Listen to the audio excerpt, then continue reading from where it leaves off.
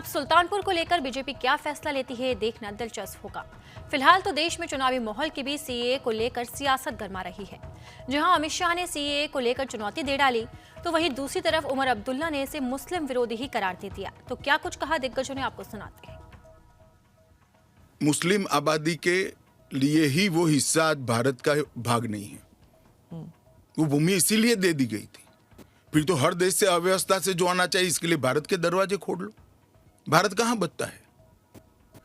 अखंड भारत के जो लोग हिस्सा थे और जिन पर धार्मिक प्रताड़ना हुई है, उसको शरण देना मैं मानता हूं हमारी नैतिक जिम्मेदारी है और हमारी कॉन्स्टिट्यूशनल रिस्पॉन्सिबिलिटी। और स्मिता जी, आप आंकड़े की गहराई में जाइए।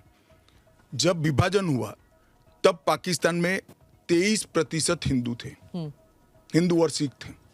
आज 3.7% बच गए। कहां गए सारे? इतने सारे तो यहां आए नहीं। धर्म परिवर्तन हुआ, अपमानित किया गया, दोयम दर्जे के नागरिक के नाते इनको रखा गया। कहां जाएंगे ये लोग? क्या देश इसका विचार नहीं करेगा? देश की पार्लियामेंट इसका विचार नहीं करेगी? देश की पॉलिटिकल पार्टियों ने इनका विचार नहीं करना चाहिए? जाहिर सी बात है कि बीजेपी मजहब का इस्तेमाल करना चाहती है आने वाले पार्लिमानी इलेक्शन में, और बीजेपी का हमेशा अगर निशाना रहा है तो मुसलमान रहा है। सीएए में भी अगर आप देखें तो चुन के सिर्फ मुसलमानों को निशाना बनाया है। ये बीजेपी की कोई नई सियासत है नहीं, ये पहले से ही उनका रवैया रहा है।